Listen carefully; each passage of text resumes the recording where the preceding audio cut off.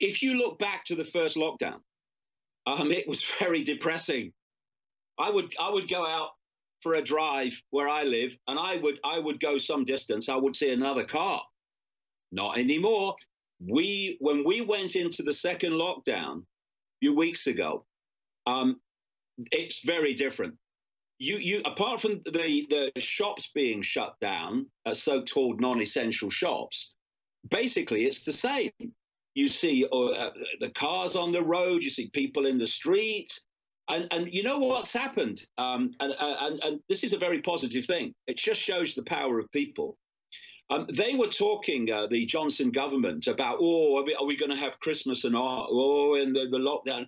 But what's happened is in this second lockdown, it's been so disobeyed, if you like, by so many people. People have just got on with it. I mean, I remember the first lockdown and places around me that were shut down and just same things closed. happening here in the United States. They send the police to a gym and they go, hey, Walmart's still open. We are too. Get the hell out of here. I mean, people are really starting to get pissed. And what's happened is the government has just announced in Britain, we're going to ease the fascism, if they're telling the truth. We're going to ease the restrictions over Christmas. Isn't that the funny part? The more you push back, they back off. But the people that submit... what they've done is they've looked at it and they've thought, well, if we keep these restrictions going over Christmas, just look at what's happened during the second lockdown. People ain't going to do it. They're just going to carry on as they normally would. And so what they have to do is keep the illusion of their power. So instead of that illusion being broken over Christmas, with people saying, up yours, mate, we're going to meet our families, they say, we're going to ease the restrictions. So there's, we're going to allow you to do what you were going to do anyway. What do we do about this? Enough of this fraud. They've been proven to be frauds. What do we do? Well, it's real simple. You can, but it's simple in what we need to do, but it's not simple in people summoning the courage to do it. But you can look for a solution to a situation, and what happens is you normally lead to more problems. Or you can do the wise thing, which is to remove the cause of the problem. And the cause of the problem is human acquiescence to their own enslavement and human acquiescence to authority. Fascists do not impose fascism. There's not enough of them. What imposes fascism is the population acquiescing to fascism. That's the only way it can happen. It happened in Nazi Germany, and it's happening around the world now.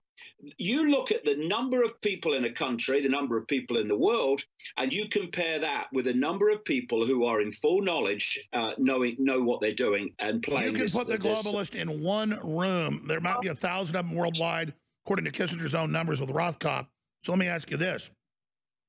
The answer staring is in the face. Stop acquiescing with your own enslavement and your kids' enslavement, and this must end. Because only with that acquiescence can it happen.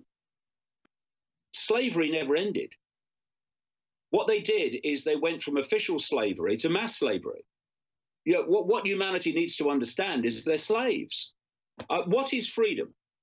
Freedom is basically the ability to make choices. The more choices you can make, the more freedom you have. And how many people in the world have the ability, not least through financial constraints, to make the choices they'd like to make? Very few. That means they're slaves. They're slaves to the system. The system's not serving humanity. Humanity's serving the system.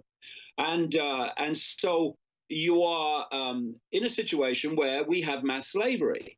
And what this cult wants to do is turn that mass slavery into utter and total slavery via AI. But we still have the free will to say no and stop obeying these, in the end, very, very few people at the core of this. The answer is just there, staring us in the face. But what people have done, and this is systematic too, you come out of the womb and the programming starts to obey and fear authority.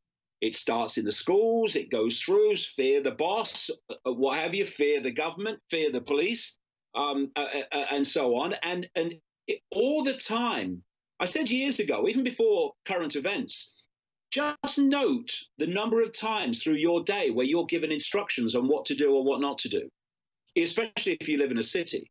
And now, of course, it's grotesque. Well, that's the thing. The globalists think forward, but they're also very robotic. This is going to backfire on them. Well, it can backfire on them any time.